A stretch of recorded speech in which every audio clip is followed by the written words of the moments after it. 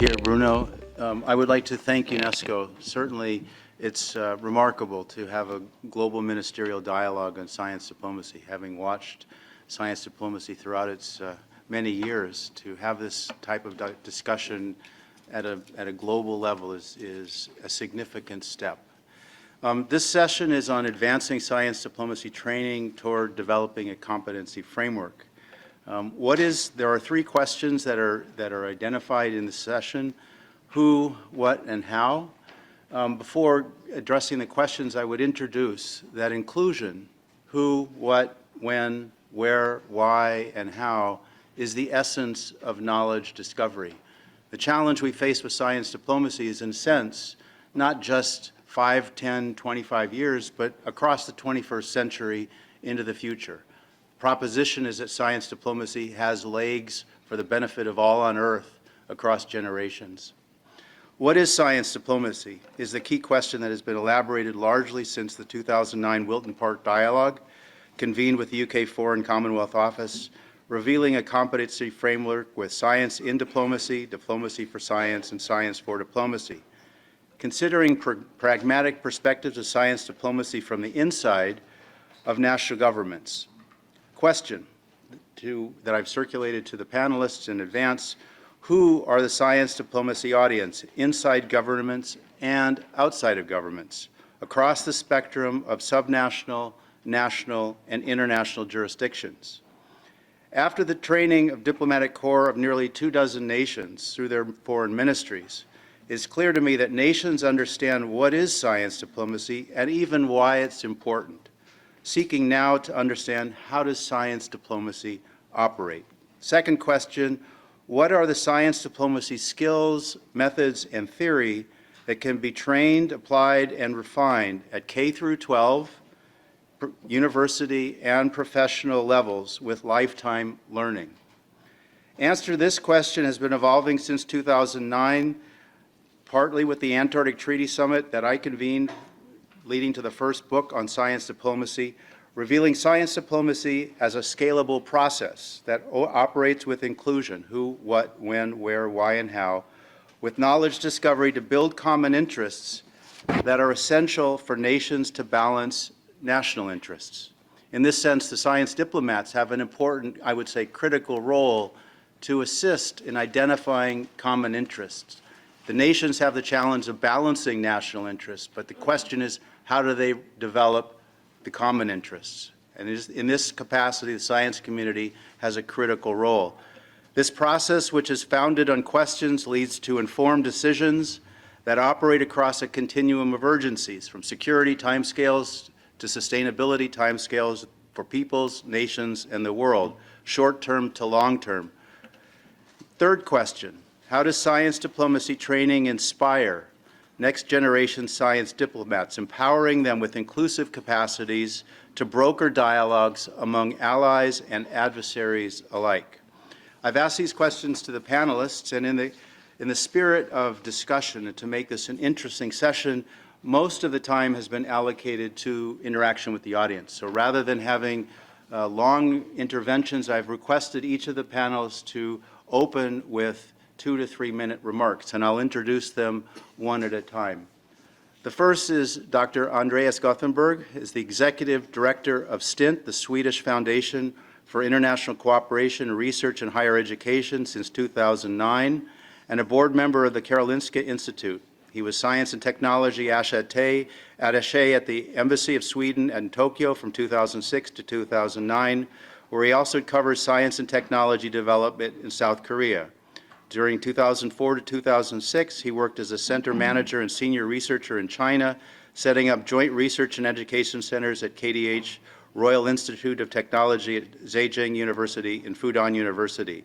Dr. Gothenberg was a postdoctoral research fellow at Tokyo Institute of Technology between 2003 to 2004, and is currently an adjunct professor of the Chinese University of Hong Kong. Please, Andreas. So thank you very much. And first of all, thank you for inviting me to this panel, and I think it's a wonderful opportunity that UNESCO has organized this these 3 days with a focus on science diplomacy.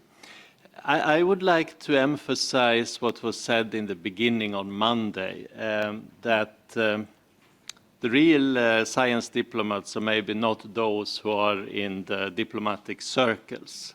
And I think very much the practitioners of science diplomacy are the researchers who are working internationally in their projects. And by saying that, I little bit want to add a fourth aspect of science diplomacy in addition to the three ones that Paul mentioned, and that is really the role of scientists as diplomats of science. And by saying that, it's important that scientists understand that they work in a geopolitical landscape, so they need to have some understanding of that. On the other side, from government level and career diplomats, it's very important that they have scientific literacy and understand science and the higher education landscape. And I can talk more about this later on, but I think that is my first intervention here. Thank you very much, Andreas.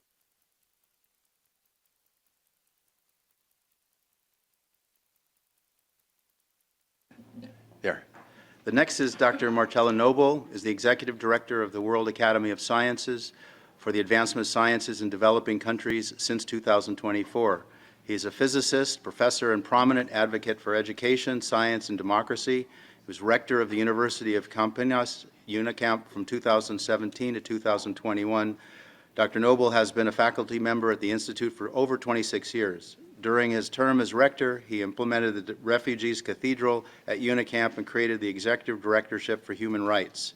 Outside UNICAMP, Dr. Noble served as Vice President of the Brazilian Physics Society and Executive Director of the Brazilian Nanotechnology National Laboratory, El Nano, at the Brazilian Center for Research and Energy Materials. Please, Marcelo. Well, thank you very much also for this kind invitation. Now I'm here in regards of TWAS. Today in the morning I heard that there was a person who was children in this sector. I am a baby because I started only 3 months ago. So I'm here in the institutional position to talk about the interesting program that TWAS, the World Academy of Science, has been developing with the AAAS, which I am very glad that Kim is here just beside me. If I made any mistake, she can correct me.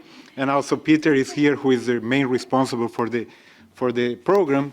They have developed this program for many, many years, and it has evolved over time.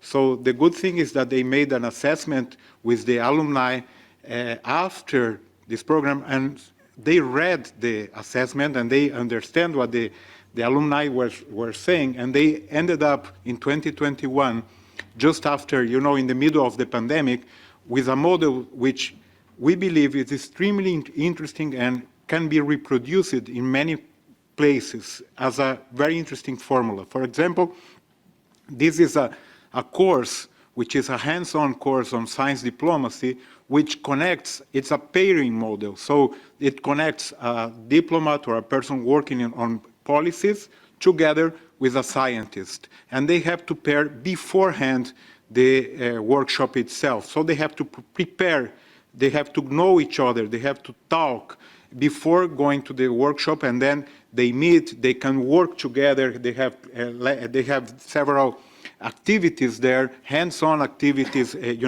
also talks and so on. And after this program, after they finish this program, they not only become friends, they have to finish with a letter of intent on a project that they can develop together. So this is something that has been working very well.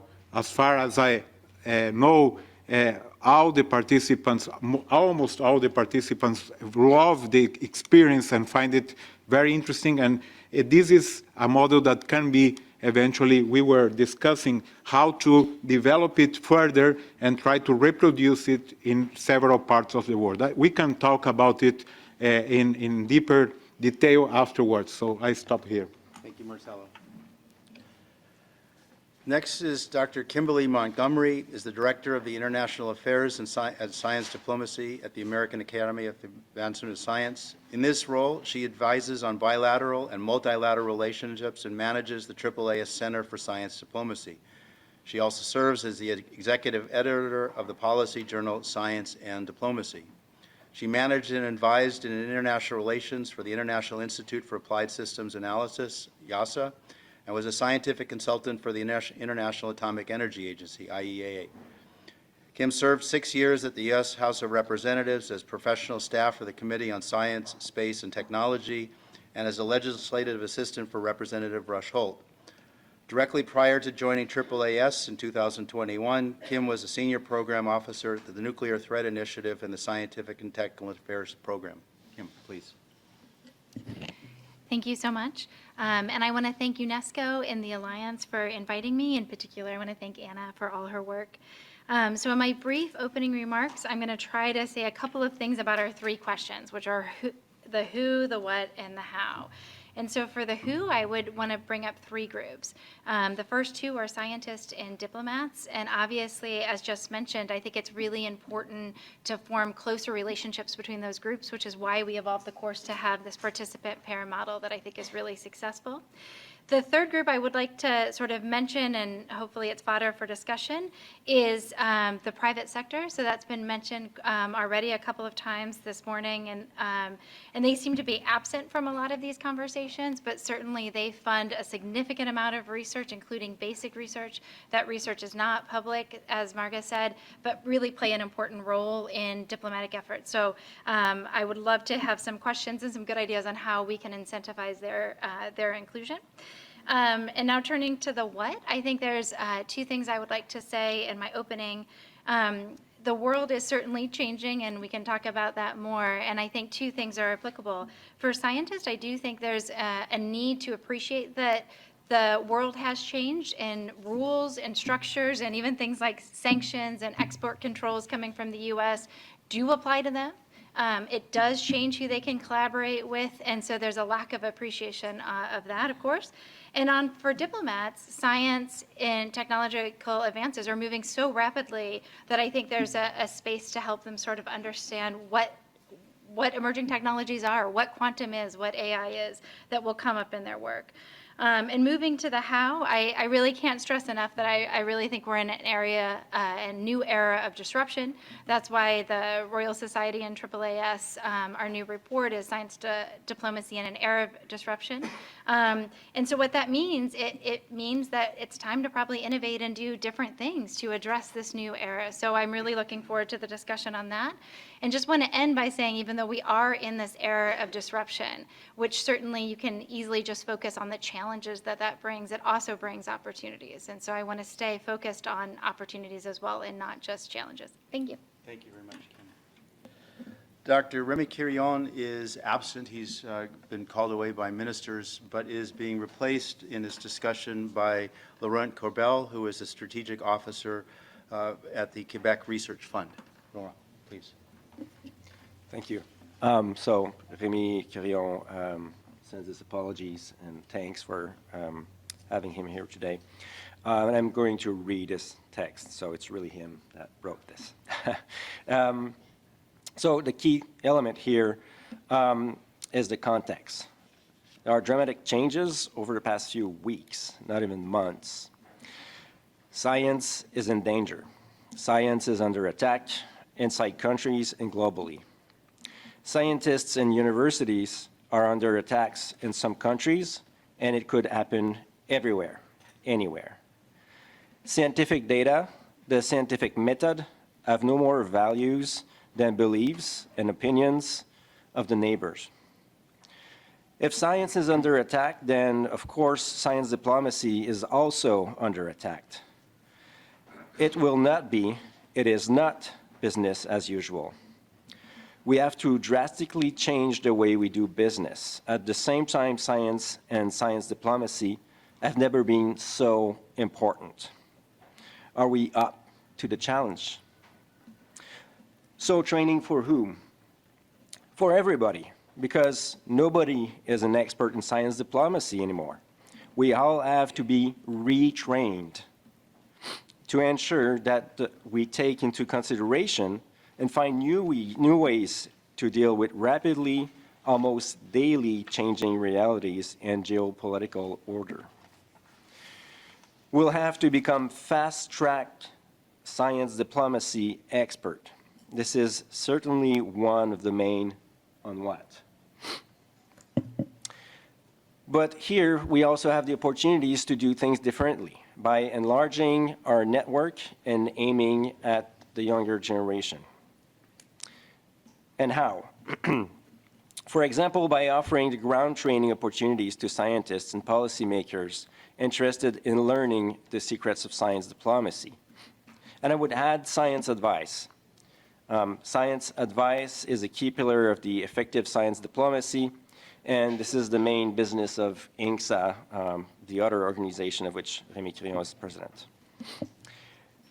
Critically important to develop much stronger global programs for on-site mid to long-term training sessions. The best way to learn about science diplomacy is by doing it, not just reading about it and taking lessons. Another example is by offering postdoctoral type of support to young PhD graduates interested in science diplomacy and science advice. We have started such a program at the Quebec Research Funds, the program of the scientists and residents. We offer a 2-year postdoctoral fellowship award to interested recently graduated PhDs to work in one of Quebec's 35 representations across the world. Very popular with graduates in all fields applying, not just political sciences. The first two were astrophysicians and chemists. Key here as well is the opportunity and challenge of taking into consideration language and culture in the effective delivery of science diplomacy. We have now extended this program internally inside the province for ministries of our government and into cities. Science diplomacy at the municipal level, at the city level with the proximity government is becoming more and more important and is very much practically oriented. Again, on the how side, the Quebec Research Fund has recently launched a program to create 6 to 8 chairs in science diplomacy. Each one of our 18 universities can make one proposal to us. Each chair must, from day one, have a strong international partner. There's already one chair that has been created between Laval University and Sorbonne University on the topic of sustainable agriculture and science diplomacy. Others currently in discussion with partners with universities in Asia, Africa, Europe, and America. Our objective is that by the end of 2025, we will have established a network of science diplomacy chairs in Quebec, but that they will be also connected globally. We firmly believe that under the current geopolitical condition and threat to science, such networks are critically important, and hopefully other jurisdictions will take the similar initiatives. An investment in global science and in our future. Key for us is to take concrete steps and actions in order to deliver on the whom, what, and how right now. It is urgent. And there's a little note at the end that the University of Montreal, under the leadership of Michel Audet, runs a highly successful summer school in science diplomacy each year. So if you'd like to know more about this, Michel is right here in the room. Thank you very much, Laurent. Just briefly, Dr. Rémy Crillon is the chief scientist of Quebec starting in 2011 and is the longest standing chief scientist anywhere in the world. So it's an honor to have his comments, even though he's unable to attend this discussion. The other panelist among us is Dr. In-Young Sun, heads the Sustainable Innovation Policy Research Office at the Office of Science and Technology Policy, CEPI, a government research institute under the Prime Minister's Office of the Republic of Korea. Dr. Sun has served as vice chair of the OECD Global Science Forum and a vice chair of UNESCO's STEP Pen. As a designated delegate to STI-related multilateral and bilateral dialogues, she has also represented the Republic of Korea as a delegate to the OECD Global Science Forum and Committee of Science and Technology Policy since 2020 as a head of delegation, to the G20 Chief Scientists Advisors Roundtable meetings in 2023, and as a research security expert to the Korea-Canada Joint STI Committee in 2024. Dr. Sun, please. Thank you for the nice introduction. It's my great pleasure to be part of today's workshop today. My name is In-Young Sun, and I am a research fellow at Science and Technology Policy Institute, STEPI, in Korea.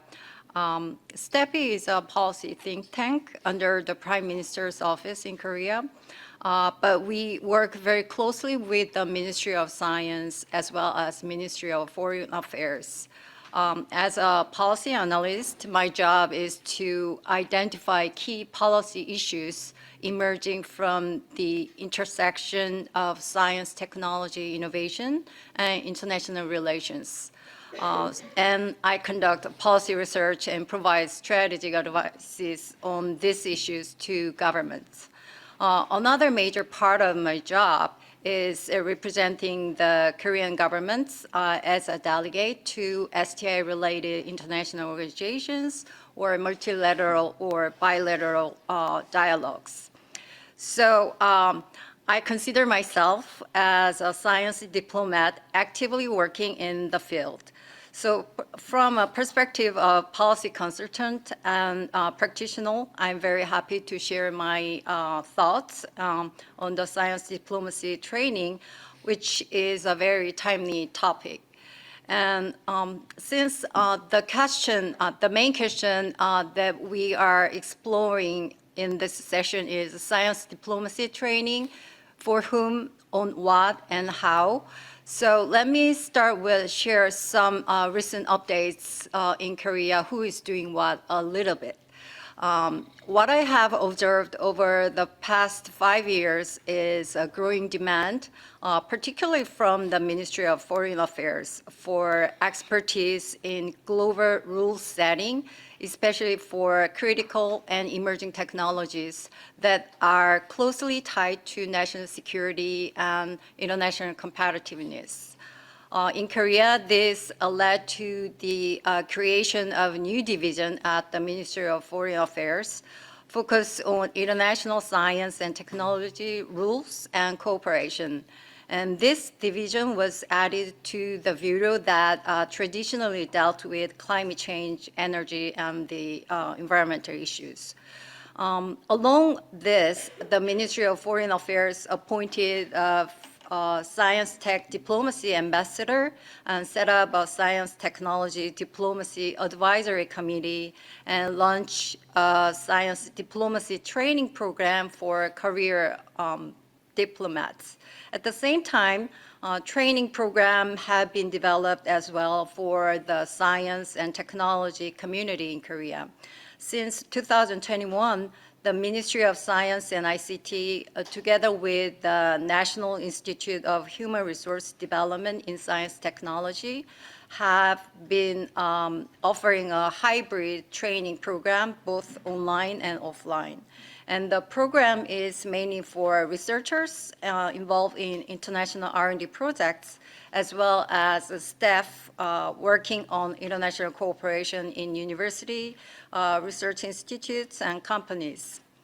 The training covers topics like international cooperation strategy, science tech diplomacy policy, and global trends, and practical skills.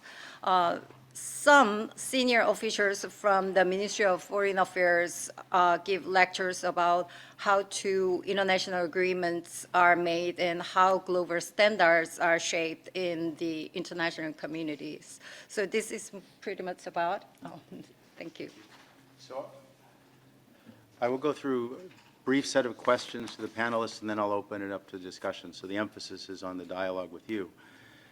It's been mentioned by several people this morning and during this session being new to science diplomacy. So perhaps a sense of context. The World War II, that was the first time in human history when we had global conflict. The oldest calendars on Earth are around 6,000 years old. So in a sense, the 20th century, 1 century out of 60 centuries, is like 1 year out of a lifespan of 60 years. In a sense, as a civilization, as a globally interconnected civilization, we're just in our infancy. I'd like the panelists to address this concept of being in our infancy in terms of where science diplomacy sits and how it will contribute to the future of humanity, not just now, but across the 21st century and potentially centuries into the future.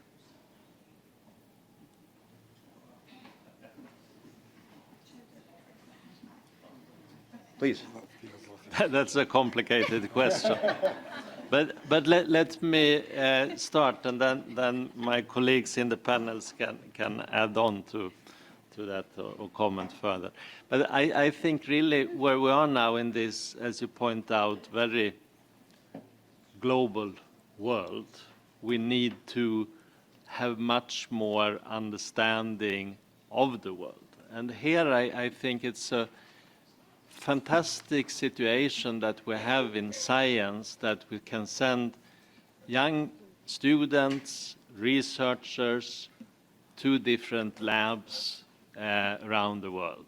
And that's something that we should really continue with. It's more difficult now maybe than before, but it's something that's so useful in building an international network based on science. And I think if you just consider those friends that you start with as a PhD student, coming from different places around the world to the lab. 15, 20 years later, some of them are heads of institutions, organizations, working close with leadership in various countries. It's a very powerful network that contributes to peace and stability.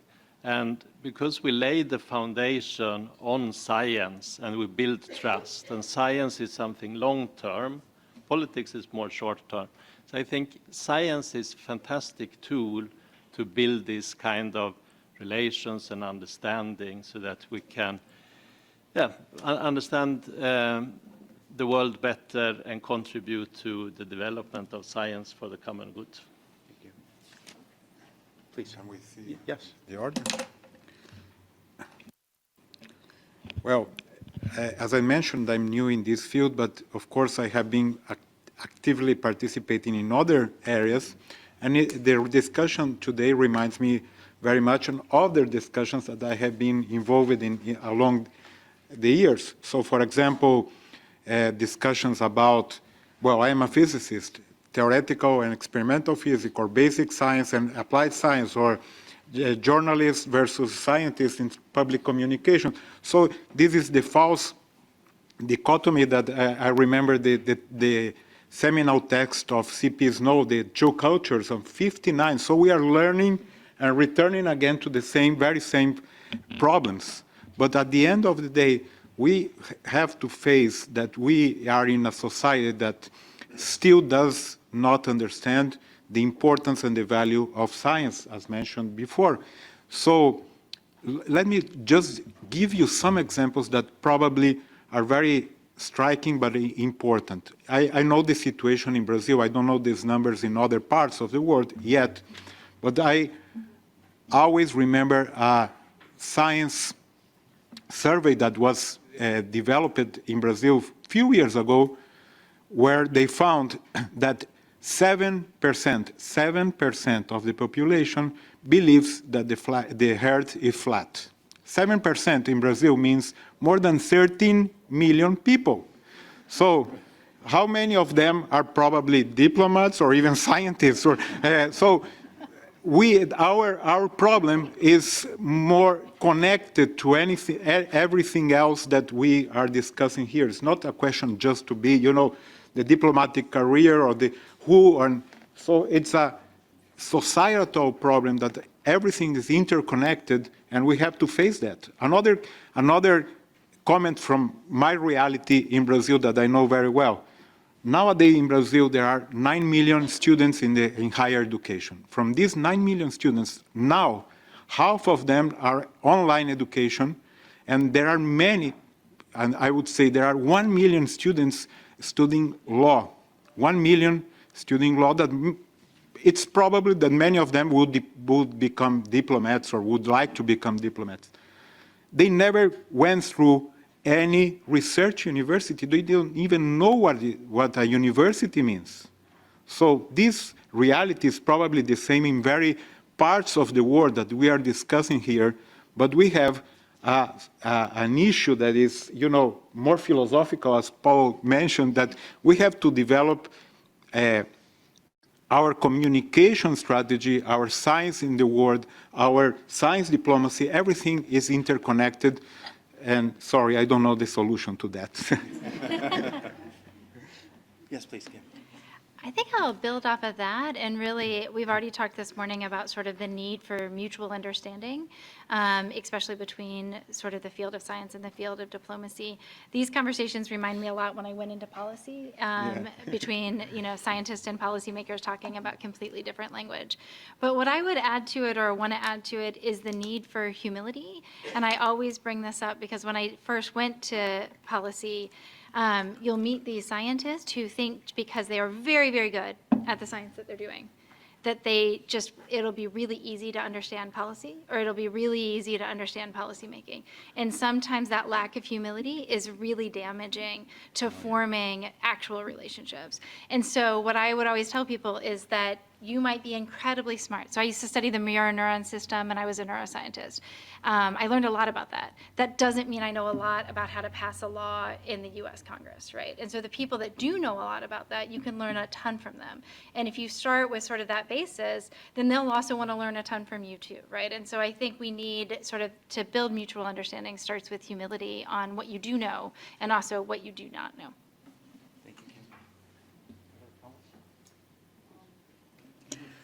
The question is really important, but very challenging for me to answer, but let me try. As we all know that the importance of science and technology is getting more attention from all sectors of our society. It is said that science and technology is becoming our currency in this time, not only because of the recent geopolitical tension, but in the long term, our daily life will be heavily depend on the science technology outcomes and their research. So I think that someday the contents of science diplomacy training program may be very helpful and maybe very going to be very basic skills for general publics, not only for science diplomats. Yeah. Very good. Okay, I'll ask one more question. Policy is a product. Diplomacy is a process. We've talked about importance and value of science. Science is natural science, social science, and indigenous knowledge. All of these knowledge systems have evolved over millennia. If you think about the commonality between all of these knowledge systems, they all contribute to decision making. They all evolved for the purposes of the society making decisions, natural science, social science, and indigenous knowledge. The methods differ, but science reveals patterns, trends, and processes. All of these features involve time, patterns, trends, and processes.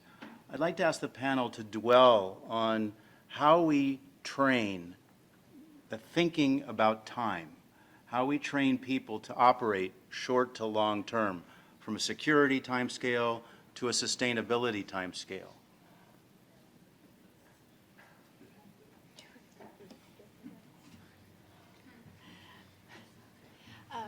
You can tell we did not have these questions beforehand, which actually I really like. I think it's really hard, and to go back to sort of when I was more involved in policy. I think Franklin was talking a lot about different tempos in different times this morning, which I really resonated with. And sometimes people who are on shorter term are often criticized, but that's the term that is their job and their career, right? So I think it is an unfair criticism to say policymakers are focused on the next election, because of course they're focused on the next election, right? And so that does behoove the other group who's trying to influence that to appreciate that timing, because you can't change that timing. And so I think it is hard, and we've certainly seen this with climate change, we're going to see this with a whole lot of things, when the true impacts of that are, 10 policymakers after me, I don't really have to care about it that much, even though I probably do care about it, right? And so even to give a non-science issue, the U.S. has, huge pension problems at state levels, right? Because if you're going to do the hard task of saying, actually, I'm going to decrease your pension because we don't have enough money to do that, I'm not going to be elected again, and I'm going to be really unpopular, but that's actually the policy that we need to do. And so there are some ways to change that, and to give you a random example from the U.S. is it became very unpopular to ever close a military base in the United States, because those are incredible amounts of jobs. And so people actually decided that's unfair and will never happen. And so there was another system, the BRIC system, that you can actually close military bases without individual members of Congress voting for that. And so there has to be a way to think about innovative things that will get out of that time, because if not, you're always going to be in the same situation of a policymaker is going to be thinking about a short-term time, and most of the global challenges or societal problems don't work on that same timing.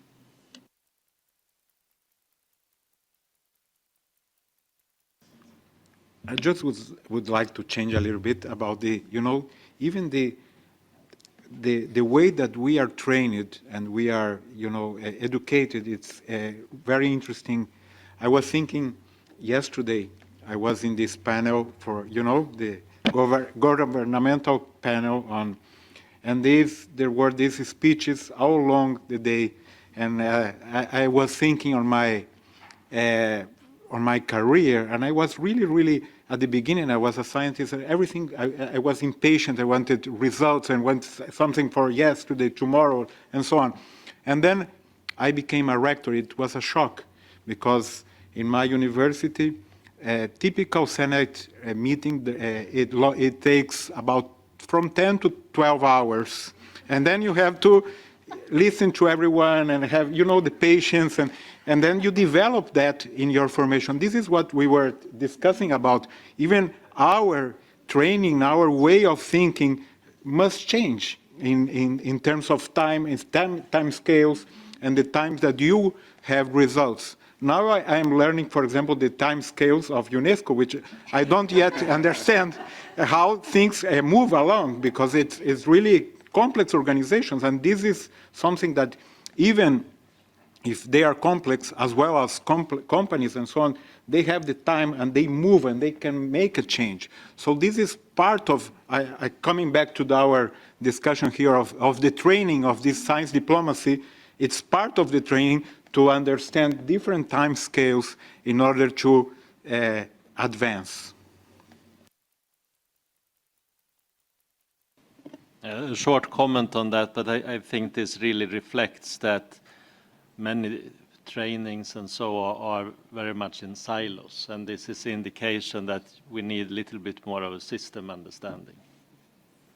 At this point, I'd like to open it up for your questions, please. Yes.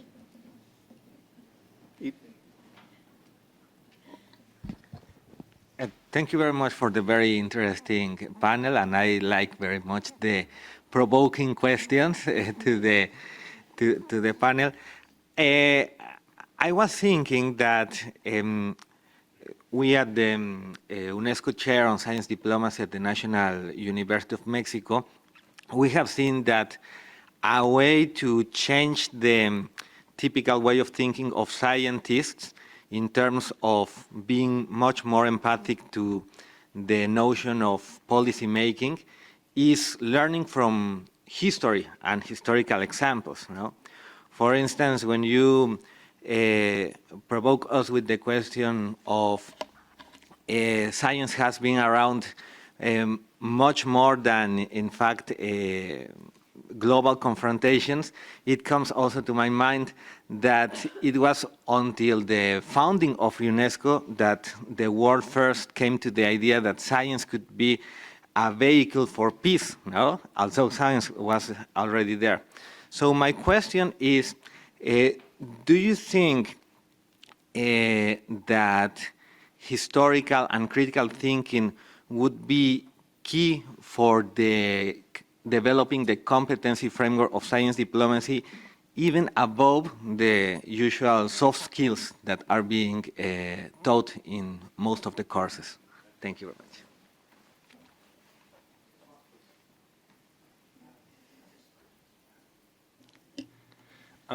I'll answer for myself. That's for Ministerial.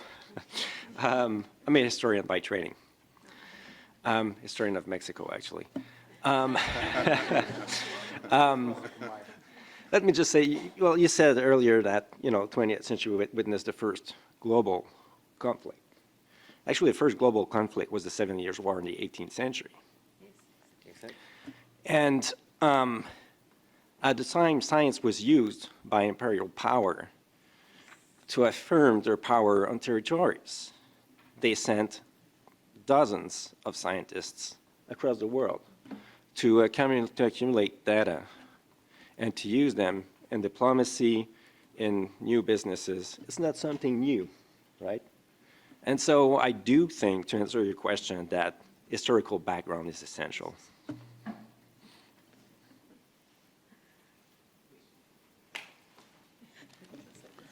Thank you for an excellent session and panel.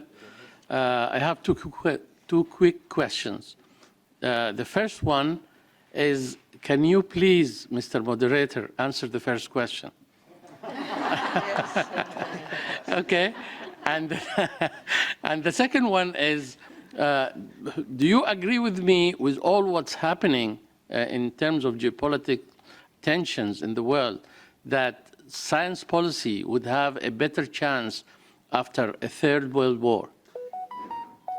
Thank you. Okay. My daughter teaches the 7th grade in Munich and had invited me to work with her class, and they were talking about the SDG 16 in terms of peace.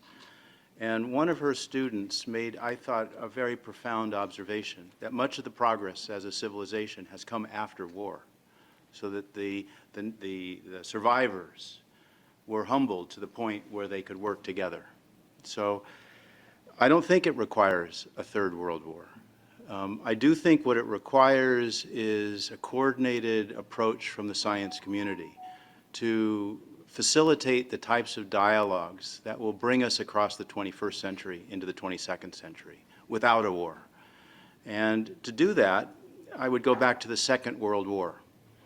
During the Second World War, during the war, in 1943, the Food and Agriculture Organization was identified. So it wasn't possible to implement the Food and Agriculture Organization, but it was recognized that food security was critical to human survival. In 1944, again, before the end of the Second World War, they had Bretton Woods in New Hampshire, the discussion about an international monetary system. Again, it wasn't possible to implement this international monetary system because they were in the middle of the war. In 1945, again, before the end of the war, they developed the United Nations and the International Court, and then the war ended. And we've been implementing those strategies ever after. The moral of the story is that at that time, during the war, we were able to think before, through, after an inflection point. The inflection point, we didn't know when it would happen, but the inflection point was the end of the Second World War. We're now faced with geopolitics, with increasing nationalism in the world. We have an aberration, I would say, in the United States in the sense of walking away from global society. If we think about this concept of before, through, after, history, it's like driving a car. On one side, you've got the two cars on either side. They're the immediate circumstances. There's your security timescale. In front of you, you've got the red lights. All of the observations we would make about climate change and everything else, they're the red lights in front. And we have to imagine maneuvering into the future. And we have to be aware of what's in our rearview mirror, things that we've passed and things that are coming up from behind. That's at the level of an individual. Now, as a civilization, we have the same responsibility. We have to look at the things on the left and the right. We have to look at the things in the front and the things in behind. We have to think before, through, after inflection points. If we use this type of strategy, I would argue that it will weaken the tyrants in the world because they're only looking short-sighted, self-interested. If we as a civilization operate short to long term, we have the capacity to overcome the geopolitical paralysis that operates with nationalism. That's my observation.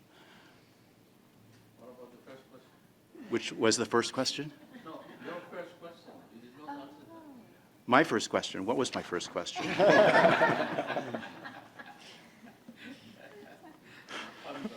Thumbs up. Okay. Other questions, please. Anna Marie, did you have a question? From the web, maybe. Yes, please. Hi, I'm Claire Mays. I'm a U.S. American who's been in France and Europe for 40 years. And Kimberly Montgomery, I'm really so curious to know what are the opportunities that you're looking forward to?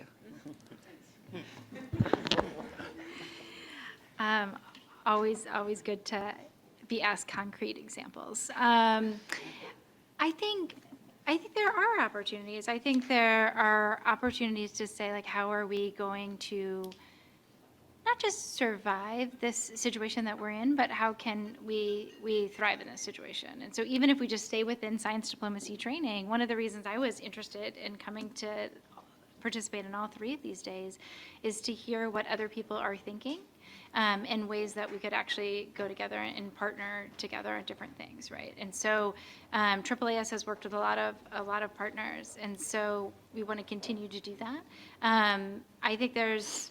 I think my optimism also comes from, AAAS has worked in Cuba since the late 1990s, even when Cuba and the United States had no diplomatic relations. It's still possible to do those things, even in increasing hard times. I want to point out my Mexican counterparts there because we held a workshop in Mexico in September in anticipation that Trump could come back and make it really challenging for us to go to Cuba in just a bilateral way. And we went to Mexico to bring Cuban scientists to Mexico and American scientists to Mexico to meet their Mexican counterparts. And that's sort of the innovation, right? When you're in sort of a crisis, and I would argue we're definitely in a crisis now, you have to think that the old ways of doing things aren't going to be possible, right? And so I think there's a different level of appreciation, especially on the U.S. side, of realizing it's not possible, right? And so then what are you going to do and how are you going to get there? So I don't have all the concrete answers on what I think we can do, but I think it's possible. So there's different training models that you can do. There's still different partnerships that you can do, but that's why I think it's always critical to appreciate the context that you're in, right? And so I see so many people not appreciating the context they're in, and so they'll still think this sort of old ways of working can still be done, and literally they can't. Like, you are not going to be allowed to do those things. You're not going to be able to talk to those same people. I know that's probably not a good answer, but yeah, I mean, it's a very hard time. If I may add something, I think that I was thinking on the example that Paul gave about the car, about the vision of in front, on the sides, and back. And it seems that the problem is that there are many people that see different things. So there are people living in different realities or parallel universes, and this is the problem that we have to face. In fact, trying to find out ways and, people, societies, and, countries and institutions that can work together in order to make a better future. So I am now, as mentioned, at TWS, it was, who strongly believes, and it's not new, it's more than 40 years old, that we have to look at the global south, the countries in developing countries that where science is still a challenge, where we have to enhance and develop. Considering, for example, the demographics, Now we know that in few years, 40% of the young population of the heart will be in Africa, for example. And this is something that we have to think about, and where we have to strongly believe that these parts of the world that are what we call underdevelopment can be a fundamental player for this kind of opportunities that we are looking for.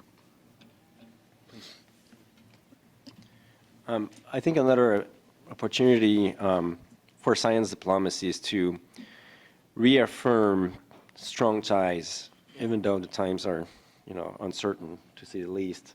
But just to give you two quick, very small examples, we do have this scientific in residence program, and we have one scientific in residence in Los Angeles right now, and we're going to open another position in New York. So even though, we have all these problems with our certain neighbors, we're sending our people there to say, we need to have science diplomats on site to create ties.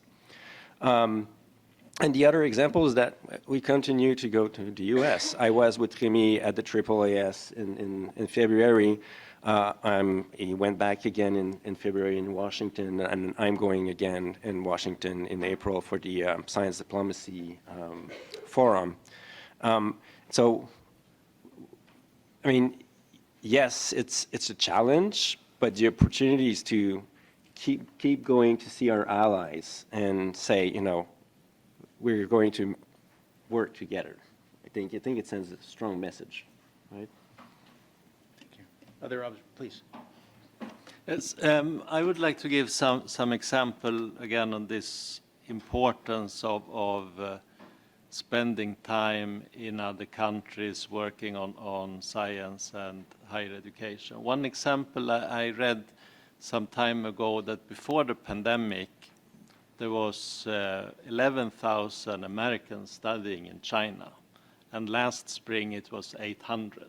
And I think these numbers the trend would probably similar to many other countries. But out of these students, some of them would become science diplomats or experts in the future.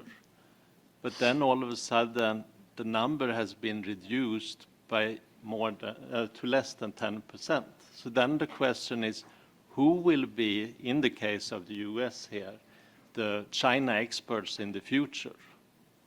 And the importance of having people who understand other countries from the context of that country and your own country.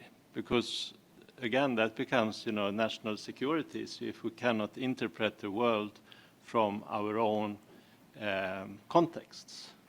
So another example, what we are doing at Stint is that we are, for instance, supporting a large strategic project between 14 Swedish universities and 26 South African universities in a project that's called SASUF, and it's the South Africa-Sweden University Forum, and we have all these 14 Swedish and 26 South African university presidents, vice chancellors. They have come up with a strategic project focusing quite a lot on sustainability and SDGs. And now over 6-7 years' time, we have had more than 3,000 South African and Swedish students, researchers, university leaders coming together. And here we really create a critical mass, and these research projects de facto becomes, if we say, activities in the bilateral relations between Sweden and South Africa in this case. So supporting, in a way, activities and promotion that the ministries are expecting, but also we're giving these individual researchers the attention of ministries for foreign affairs in the two countries and ministries for education. So I think this is one example really how we, through supporting international collaboration, can contribute with practical examples. And then again, all these individuals, some of them will be engaged in science diplomacy, policy making in the future, but it's giving the opportunity to really contribute. Other comments? Yes, please. Just another question and possibly another opportunity. So we were talking about bringing in the new actors, right? And in particular, the private sector, tech companies. And it might be a bit scary for us who have only dealt with, you know, scientists on one side and diplomats on the others, policymakers, bringing in this whole new world, it is a bit scary, but I think there's lots of opportunities there. But I would like to ask, how do we do that? Because it's not easy. Even for these 3 days, we have really reached out because we wanted to have them on board. We wanted to have their views. We didn't manage. Obviously, this is not their way to communicate. They don't feel comfortable. So we need to, I guess, try to find some other ways or for us to actually engage in a dialogue. And I was just wondering if you have some ideas or if you have some experience.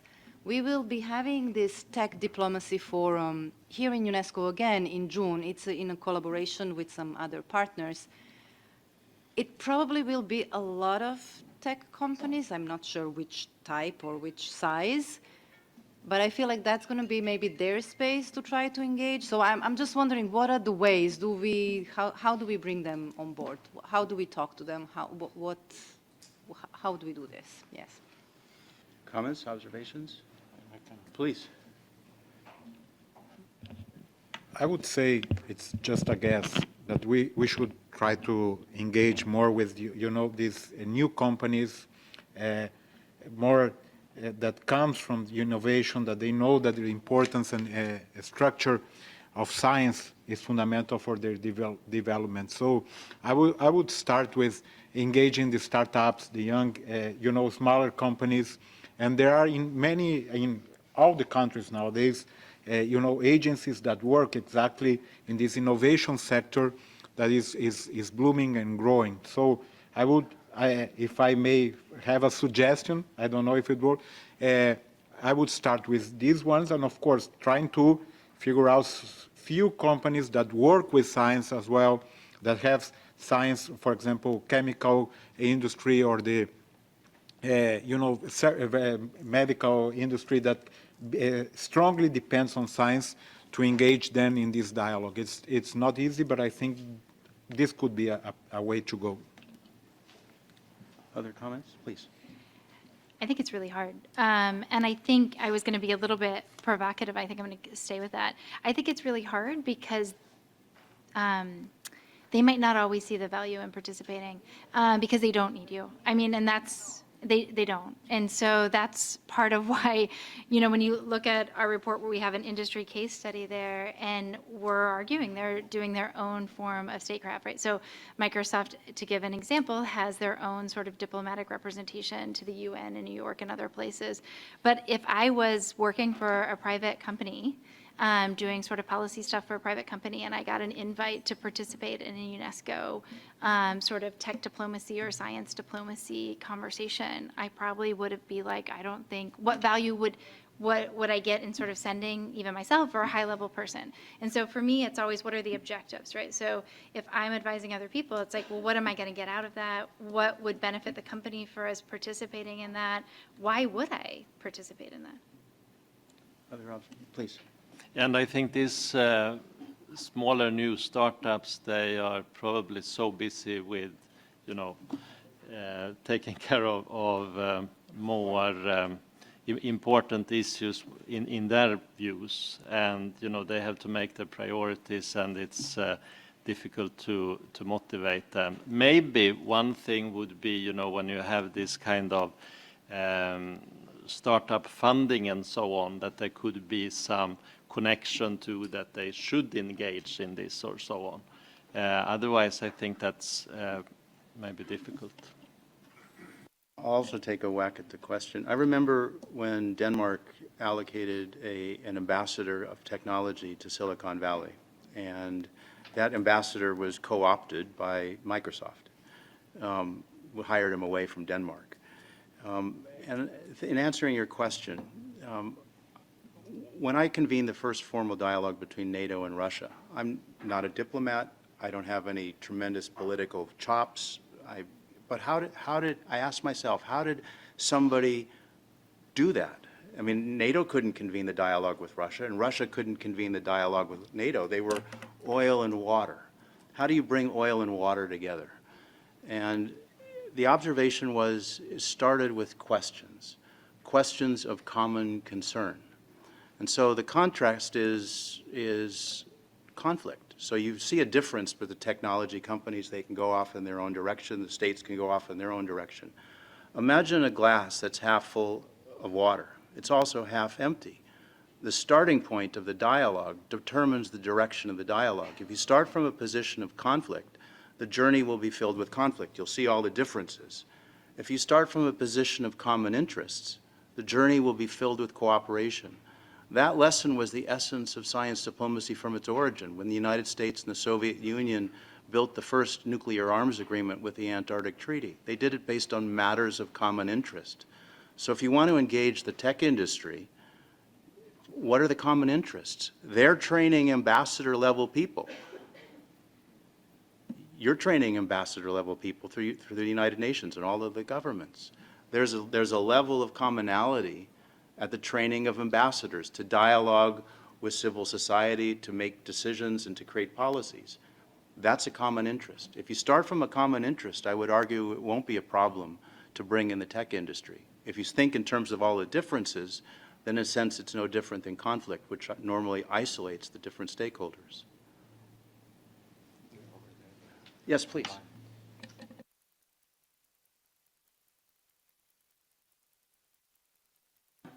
Okay.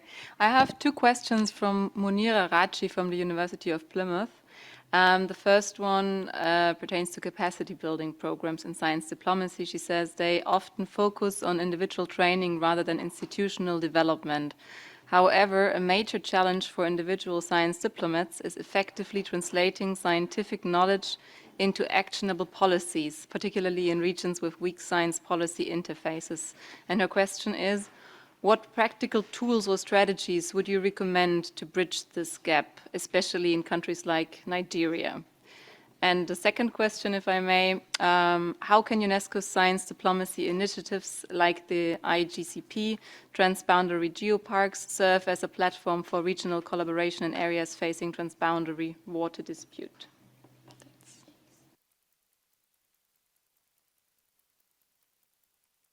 So I'd like to answer to the first questions. I think that the key capabilities of the scientists, science diplomats to have is the ability to connect national interest with those of the international community. In other words, it is about having the capability to define national interests in the context of global priority or vice versa, to reframe global interests in ways that resonate with domestic priorities. In that way, science diplomats or scientists can have tools to communicate with the policy communities. I believe this is especially important for those coming from the science and technology community. Why this is matter? Because national agendas and global challenges often don't align. And even more often, in reality, they are treated as completely separate. So as a result, investment in science technology to address global issues are frequently marginalized in the policy area.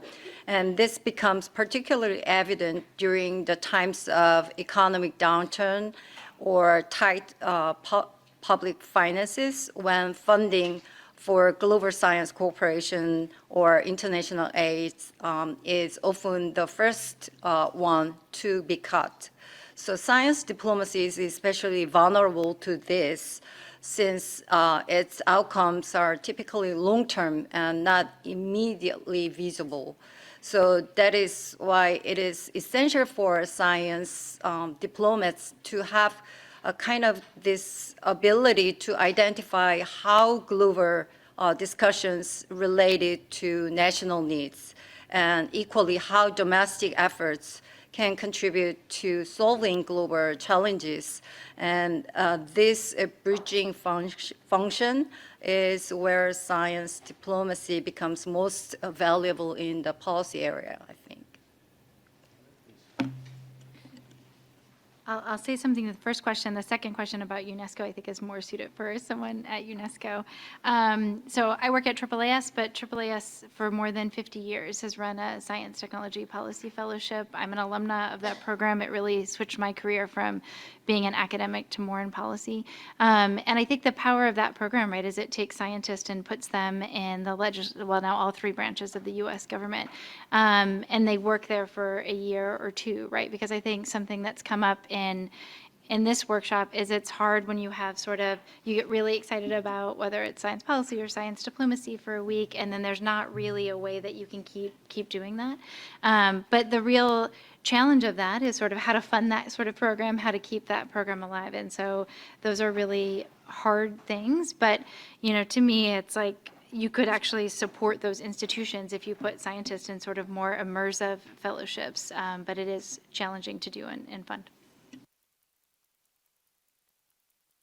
Would also respond to that in the question about individuals versus institutions, and Nigeria in specific. The International Network for Government Science Advice, INGSA, Africa, started a program called Science Advice Skills Development. It's a mentee-mentor program, not too different than the concept of a scientist and a policymaker, mentor and a mentee. And I was paired with a mentee from Nigeria, very talented young scientist, working on toxicology. And the idea of a global indigenous youth summit on climate change was on the table. And I asked her whether she would like to be the global head of this. I mean, I'm neither indigenous nor youth, so I couldn't convene a global indigenous youth summit on climate change, but somebody that is indigenous could do that, and they could do it with authenticity. But how does she do it? And the observation in terms of training, at least the way I trained as a mentor, was to empower their decision-making skills. It wasn't a matter of anything specific other than putting them in position of a decision maker, that the agenda and the invitees to this Global Indigenous Youth Summit would be made by the indigenous youth themselves. And within a matter of weeks, this individual from Nigeria touched base with colleagues in South, East, West, and Central Africa. They went from Africa to Asia. They went from Asia to the Americas. They went from the Americas to Europe, to the Arctic, to Oceania. And at the end of the first year, 112 nations were involved, speaking across 88 languages. The second year, there were over 240 languages involved. The example of an individual creating the networks, and out of that, for example, there was a paper that was invited in Nature that these indigenous youth leaders wrote. It was called Indigenous Youth Must Be at the Forefront of Climate Diplomacy. And the idea in this paper was, in part, taking experiences and lessons from the indigenous cultures around the world and sharing them with the Western audiences, per se, North-South, but bridging that divide. The other feature of that, which I think is really amazing, is that they imagined a global partnership of indigenous youth. One person started this, one indigenous youth leader from Nigeria, and it's now working around the world. They have a book series that's emerging from this, inviting chapters with indigenous youth across the planet. So in a sense, the individual becomes the institution. If they imagine it, they can build it. And you know, just on a personal note, I get inspired by Jules Verne. In 1865, he wrote a book, From the Earth to the Moon. And at the time, it was science fiction. It was a new genre, science fiction. 100 years later, humankind was on the moon. I think in terms of science diplomacy, if we imagine it, we can build it. It may not happen in 10 or 20 years. It may happen next century. But the real challenge is to think it. And I think if we imagine it, we can build it. Other questions, please? Yes, please. It's just to respond to the other question that was asked before about the transboundary biosphere reserves and other UNESCO sites. I think the whole point of those sites, particularly the transboundary ones, is that there are shared natural resources in those sites that require working together and working together to manage sustainably and peacefully those shared resources. So it's really at the core of these sites, the idea of collaboration, the idea of science-based, and the idea of diplomacy in a way. So for us, those are really examples of science diplomacy that work, but they are also hubs in a way for science diplomats. I arrived here in UNESCO because my research work was actually in one of those biosphere reserves. So, and I was an ecotoxicologist also, had nothing to do with actual, diplomacy or other things, but you are part of these sites which are part of something more global, and then look into like they're kind of embedded in a different context, and then that creates also some opportunities for scientists at least to start their diplomatic careers as well. So yeah, just to respond. Yes, I just want to add up in the example that Paul was giving. I am now leading an institution that was created 40 years ago by a visionary who came, and it was the second institution that he created. He was a physicist from Pakistan that left Pakistan, and he came to Italy. I'm talking about Abdul Salam, who came from Pakistan to Italy. He started ICTP, which is a huge organization nowadays. 60 years ago, he came to Italy. He was a real diplomat. He was building something new in a country that was not his country. He didn't speak the language. So he managed to change the Italian law to support this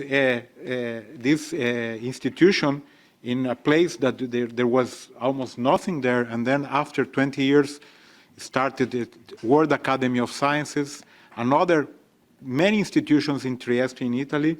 And this is an example of what Paul and what was saying, that after some dream and some effort, you can build an institution. Now, of course, now the institutions on the other side have to understand these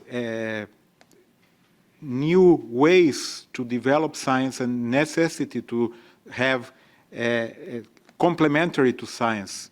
I'm talking about, we were discussing in the coffee break about how the individuals can grow in an institution that doesn't support this kind of activity. For example, if I am a professor of any career, of physics or mathematics or whatever, in a university, and I decide to work more closely with science diplomacy, I'm stuck in my career, because they will count the number of papers and impact factors and other things that are not connected to the career. And the same happens with science communication and so on. So the institutions also have a critical role to valorize, to give value to these kind of activities as well. So it's an important dialogue that must always occur.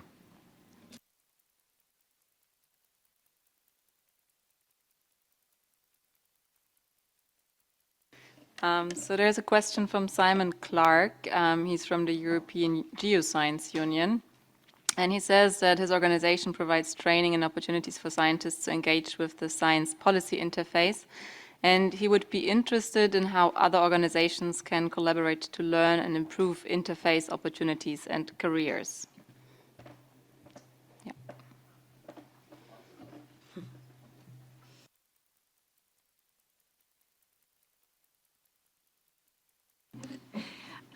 Sure. I think there would be opportunities to share best practices. So some of the things, I mentioned the fellowship that AAAS runs and has run over 50 years of placing people to serve in the government for a year. But also AAAS has a lot of programs, including our program with TWAS for training.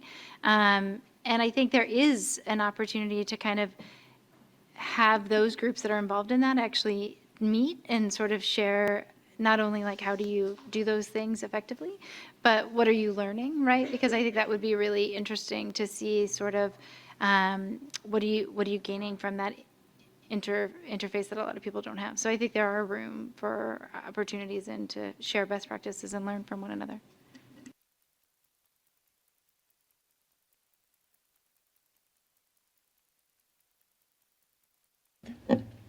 We talked about training, and it's largely been focused on professional training, diplomats. I'm wondering, in terms of general skills for the science diplomats, are there skills that we can begin to introduce into society at the level of K through 12? The backbone of becoming a diplomat, thinking in terms of inclusion. Are there things that we can do that to change the dynamic of way people are taught on a global scale?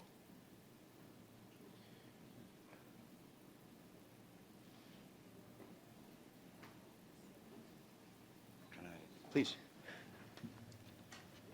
Always making these difficult questions. So let's try to answer.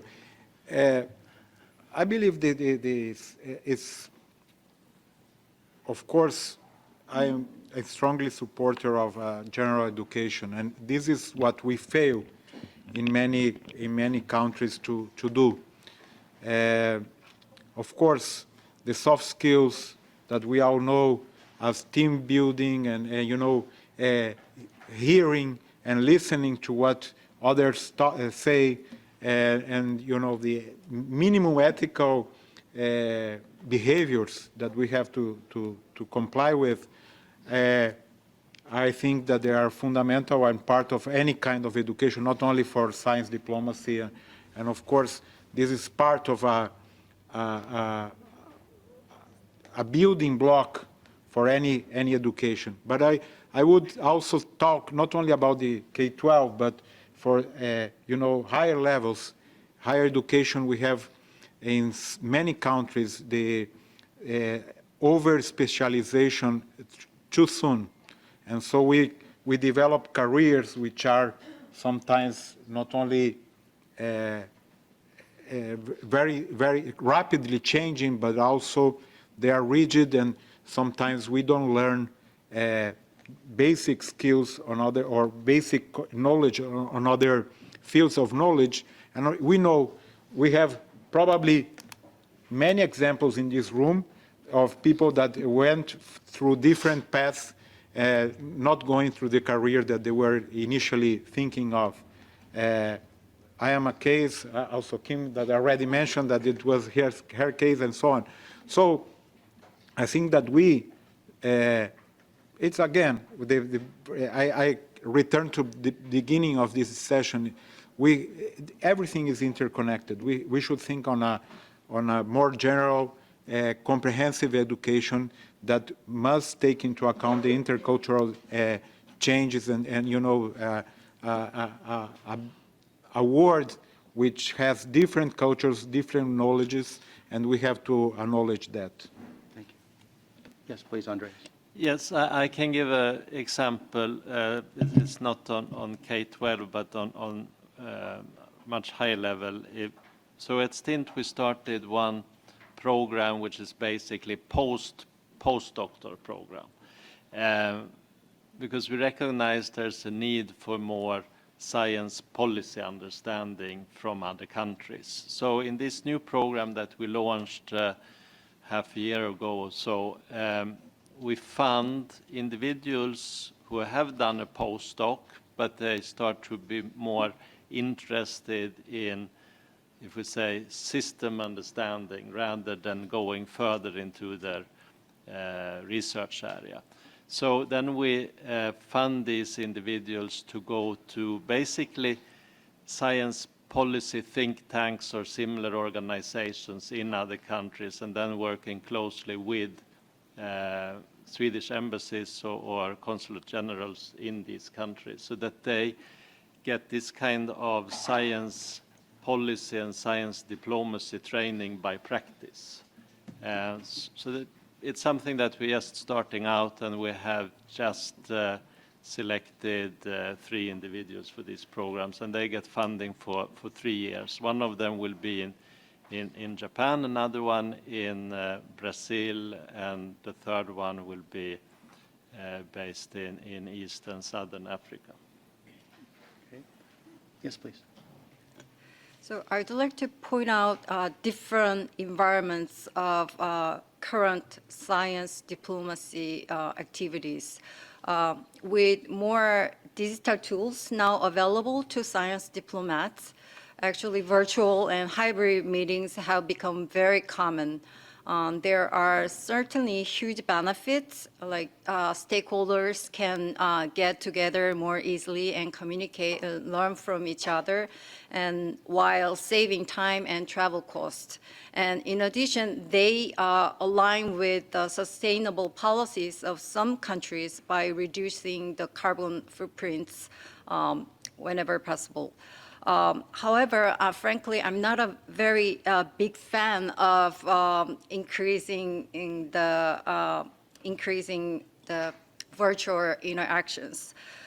It is because I believe that big part of the science diplomacy comes from through the informal and nonverbal exchange through human interactions and texting knowledge that can easily be taught in an online seminar.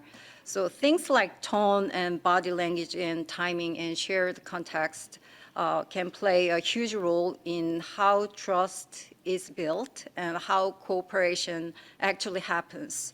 So I would like to mention that learning how to engage in this nonverbal and cross-cultural interactions in person will be just as important as learning technical content or negotiation skills. Yes. Thank you very much. Please.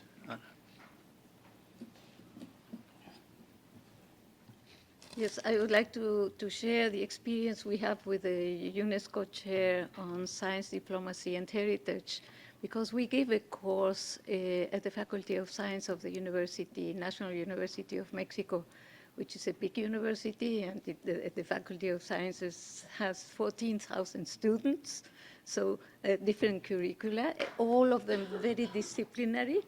And we offered this transversal course that is called Critical Introduction to Science Diplomacy. And we do not pretend to train science diplomats. No, that's not our purpose.